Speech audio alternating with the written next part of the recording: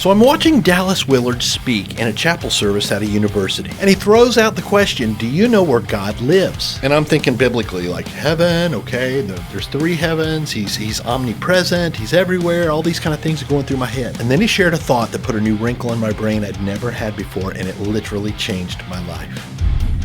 Rocking you up for Jesus Christ with classic-style hard rock music and practical Bible teaching. The reason why many people do not find God tangibly present in their life is because they're still running their life. God's address is, in a manner of speaking, at the end of your rope.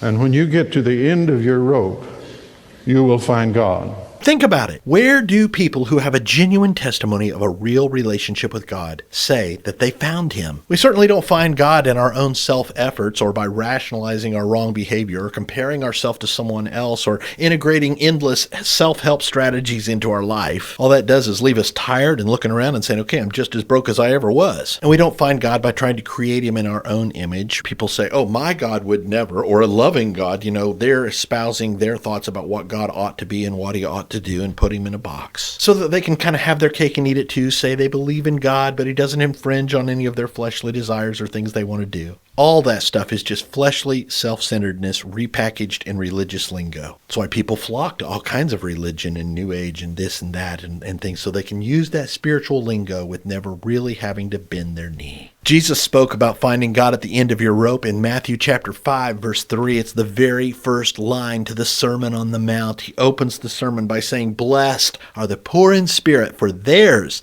is the kingdom of heaven." The phrase poor in spirit means blessed are the people who come to the end of their rope and realize, I can't. I need God. I'm not capable of being perfectly righteous. Matter of fact, I've already blown that 1,000,000 times in my life. I don't even live up to my own standard for what I believe I ought to be, let alone God's. I need God's help. I need His forgiveness. I need His power and spirit. I need to be born again. I need to be brought out of this darkness that I've been living in into the kingdom of light. Jesus said, blessed are you when you come to the end of your rope like that, because that's when your eyes are open. That's when you begin to understand what it means to know and trust and walk with God. That's what my parody of the classic Kiss song, Rock Bottom, is all about. I call it I Hit Bottom. I hope it rocks you up big time for Jesus today. You keep your eyes on Him, man, and I'll catch you in the next video.